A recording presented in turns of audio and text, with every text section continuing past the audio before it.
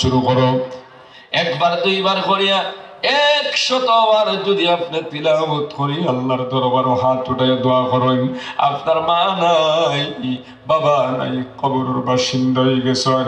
কারণ ফজর তাকি লইয়া এশা পর্যন্ত, এশা তাকি লইয়া ফজর পর্যন্ত মুর্দেগান কবর তাকি হাতের দিকে তাকায়া থাকো। আমার সন্তানের তিলাওয়াত করিয়া সবখানে কবর পৌঁছায়া দিব, আমার সন্তানের সদকা খয়রাত করিয়া পাঠাইয়া দিব, আমার সন্তানে চকুর পানি ফালাই আমার জন্য দোয়া করব। কিন্তু নিমক হারাম সন্তান সদকা দেওয়া তো দূরের কথা, তিলাওয়াত তো দূরের কথা, আল্লাহর হুকুম নামাজ খান্তা পর্যন্ত পড়ে না এমন সন্তানও জমিনও আছে না নাই? ও যুবক ভাইয়ের সকল, কুল হুয়াল্লাহর সূরাটা 100 বার আপনি তিলাওয়াত করে আল্লাহর দরবারে হাত উঠে দোয়া করেন আর কইন, ও মালিক আমার মা নাই বাবা নাই কবরের বাসিন্দা হয়ে গেছে, আমি তো কোরআন শরীফ তিলাওয়াত করা জানি না, বড় কোন সূরা আমার মুখস্থ নাই রে আল্লাহ। কুল হুয়াল্লাহর সূরা গুতা পড়িলাম, এর সওয়াব খানে আমার মায়ের কবরে পৌঁছায়া দাও। ও যুবক ভাই, আল্লাহর নবীর হাদিস অনুযায়ী 3 বার পড়লে যদি এক কোরআন খতমের সওয়াব পাওয়া যায়, 100 বার তিলাওয়াতের বরকতে কমসে কম 33 বার কোরআন খতমের সওয়াব আপনার মায়ের কবরের মধ্যে পৌঁছে যাইব। সুবহানাল্লাহ, বাবার কবরে পৌঁছিয়া যাইব। ও যুবক ভাইয়ের সকল, আর কিচ্ছু জাতি পার না, কুল হুয়াল্লাহর সূরা গুতা পড়ো, ফজরের নামাজ পড়ি কত সময় তিলাওয়াত করো, রাত্রে ঘুমাইবার সময় কত সময় তিলাওয়াত করো। আজকে সমাজের ভিতরে থেকে তিলাওয়াত বন্ধ হয়ে গেছে, আজকে তিলাওয়াতের আওয়াজ উঠে গেছে, গতিকে আমরা রহমতের বরকত থেকে মাহরুম। আল্লাহর বান্দারা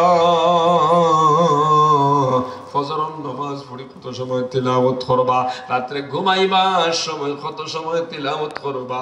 যদি কোরআন শরীফ চাইয়া চাইয়া পড়তে পারো না, কমসে কম যে গুণটা মুখস্থ আছে বক্তব্যের মধ্যে পড়িস না, অগুণটা তিলাওয়াত করার চেষ্টা করবো। রাজি আছো তো ইনশাআল্লাহ? রাজি আছেন তো ইনশাআল্লাহ? ফজরের নামাজের বাদে চা খাইবার আগ পর্যন্ত কমসে কম সূরা ফাতিহা থেকে লইয়া আলাম তারা পর্যন্ত যার যতটুকু মুখস্থ আছে ওগুনটা চা খাইবার আগ পর্যন্ত আমরা তিলাওয়াত করতাম ইনশাআল্লাহ। রাত্রে ঘুমাইবার সময় বিছনাত গিয়াও কমসে কম কয়েকটা সূরা তিলাওয়াত করে ঘুমাইতায়।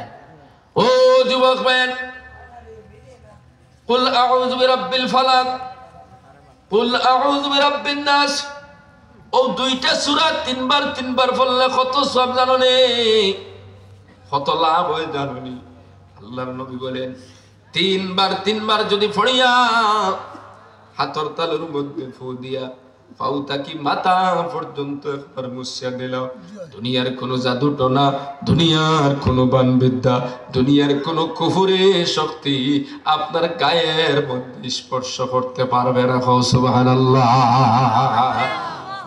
ছোট্ট ছোট্ট দুইটা সূরা সকালে বিকালে 3 বার খালি পড়ো, তো আখিরাতুল লাইনে আপনার লাভ কিটা হইলো? পুঁজি হইলো, সওয়াবের মালিক হইলা। আর দুনিয়ার লাইনে আপনি বড় বিপদ থেকে বাঁচি গেলা। ও যুবক ভাইয়ের সকল, মুরব্বী বাবারা, এই 2 সূরা যদি আপনি সকাল বিকাল তিলাওয়াত করেন, দুনিয়ার কোনো জাদু টোনায় আপনার ক্ষতি করতে পারতো না, কোনো বান বিদ্যায় ক্ষতি করতে পারতো না, জিন ভূতে কোনো ক্ষতি করতে পারতো না। আল্লাহর নবী মুহাম্মদুর রাসূলুল্লাহ সাল্লাল্লাহু আলাইহি ওয়াসাল্লাম এর একবার জাদু করা হয়ে গেল, নবীজি জাদুগ্রস্ত হয়ে গেল। আল্লাহর বান্দারা, এটা কিতাব বোঝা যারা জাদু আগত থেকে আসলো না আসলো না? মুসা আলাইহিস সালাতু ওয়াস সালামের সঙ্গে ওই জাদুকররা জাদু দিয়ে সাপ বানায় লড়াই করছে। ও যুবক ভাই, আল্লাহর নবী অসুস্থ হয়ে গেল, জাদু করে দিল একজনে নবীজির উপরে। আল্লাহর নবী একদিন ঘুমাইছেন, আল্লাহর নবী ঘুমানোর পরে দুইজন ফেরেশতা আইছেন, একজন মাথার দ্বারা একজন পাওয়ার দ্বারা, একজনে আরেকজনে শিখায়। আল্লাহর নবীর কিতাবে বার হইছে মাথার দ্বারা হইতরা আল্লাহর নবীর একজনে জাদু করে লাইছে। হে জাদু করছে বলে লবিদ ইবনে আসব নবী এক মুনাফিকে জাদু করছে। নাউজুবিল্লাহ। কিভাবে জাদু করছে?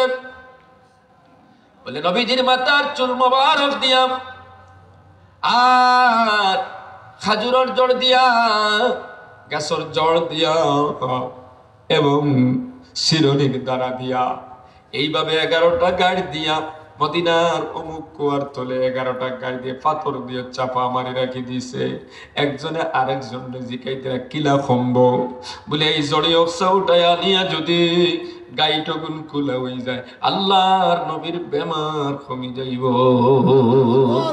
ও যুবক ভাই, নবী অকল তো ঘুমায়, কিন্তু শুধু তার চোখ ঘুমায়, অন্তর ঘুমায় না। আল্লাহর নবী সব গপসপ মুদ্রা 10 জন ফেরেশতায় গপসপ করিয়া চলে গেলা। সঙ্গে সঙ্গে সাহাবায়ে কেরাম ওগুলোরে ডাকিয়া কইলা, ও সাহাবায়ে কেরাম, আমার বেমার কমে যাইব, তুমি তান জলদি করে যাও, মদিনার অমুক কুয়ার মধ্যে একটা জড়ি আছে, ওই জড়ি হচ্ছে উঠাই আনো, আমার বেমার কমে যাইব। আল্লাহর বান্দারা সাহাবায়ে কেরাম ওখানে জড়ি হচ্ছে উঠাই আল্লাহ। ওইদিকে আল্লাহ পাক রব্বুল আলামিন জমিনের মধ্যে ওহী নাজিল করলা, জিবরিল আমিন জমিনত তাশরীফ আল্লাহ। ওই 2 সূরা একসঙ্গে নাজিল হয়ে গেল, সূরা ফালাক আর সূরা নাস। সুবহানাল্লাহ। কুল আউযু বিরাব্বিল ফালাক, কুল আউযু বিরাব্বিন নাস, এই 2 সূরা একসঙ্গে নাজিল হয়ে গেল। জিবরাইল আলাইহিস সালাতু ওয়াস সালামে জানাই দিলা, ও নবীজি, এই 2টা সূরার মধ্যে 11টা আয়াত আছে, আপনি এক আয়াত পড়োকা, এক গাইড করোকা, এইভাবে 11টা আয়াত পড়িয়া আপনি 11টা গাইড করে দেন। আল্লাহর নবী 11টা আয়াত পড়িয়া যখন 11টা গাইড কইলা, সঙ্গে সঙ্গে আল্লাহর নবীর বেমার কমে গেল। সুবহানাল্লাহ। বিশ্ব নবী রাহমাতুল লিল আলামিন রে জাদু করা হইছে। জাদুটা কেমন ভয়ঙ্কর জাদু হইব? ভয়ঙ্কর না ভয়ঙ্কর না? পৃথিবীর সবচেয়ে ভয়ঙ্কর জাদু যদি ওই 2 সূরার বরকতে শেষ হয়ে যায়, তাহলে নবীজির উপরে যেমন জাদু করা হইছিল, এমন জাদুকররা এই পৃথিবীতে আর কি কেউ আছে? এমন বড় জাদুকর আর আছে দুনিয়ায়? ওই যুগে সবচেয়ে বড় জাদু আল্লাহ রাসূলের উপরে করা হইছে, সেই জাদু আপনার চুরমার হয়ে গেছে এই 2 সূরা তিলাওয়াতের বরকতে। সুবহানাল্লাহ। কিয়ামত পর্যন্ত উম্মতে মুহাম্মাদিরে কোন জাদুয়ে কোন বান্দে আসর করতে পারতো না ও 2 সূরা তিলাওয়াত করলে সকাল ভিতরে। সুবহানাল্লাহ। বুজুর্গ হলে কইতরা 40 বছরের যদি ফুন্না জাদু যদি ফেটো থাকে, আর আপনি যদি সকাল বিকাল কোন তিলাওয়াত করেন 3 বার করে পানিত ফু দিয়ে যদি পানি উঠায় নিজে নিজে খায়, এটা আপনার দুরিশ্বাত হয়ে যাইব, জাদুর কোনো অস্তিত্ব থাকতো না। সুবহানাল্লাহ। আর আপনি তিলাওয়াত করলে তো জাদুই আপনার ফাইতেও নাই, জিন্নাতেও হইতো না, বান্দেও হইতো না, দুনিয়ার কোনো কুফরি শক্তি আপনার ক্ষতি করতে পারতো। তো আমরা যে তার দরকার ইচ্ছা আমরা যাই না। আমরা কিছু মুসলমান ওলা আগর জমাল, তারা মনে করেন কুফরি শক্তির মধ্যে শক্তি বেশি। আচ্ছা, কোরআনের সামনে আর কোন শক্তির তাকত আছে? বুঝছেন, দুনিয়ার সব তাকতের উপরে তাকত বলা হইল কিতাব, আল্লাহর কালাম, কোরআন শরীফ। ওহান আমরার কাছে আছে, আমরা কিসের টেনশন? আমরা তো তিলাওয়াত করি না, সকাল বিকাল তিলাওয়াত করবা, আপনারা জাদু টোনা কিছু হইতো না। এরপরে 1 হরফ পড়িবা 10 নেকি পাইবা, 2 হরফ পড়িলে 20 নেকি পাইবা। বিসমিল্লাহির রহমানির রহিম একবার পড়িলে 19টা হরফ আছে, 10টা করে হইলে তো 190টা সওয়াব পাইলিলে। সুবহানাল্লাহ।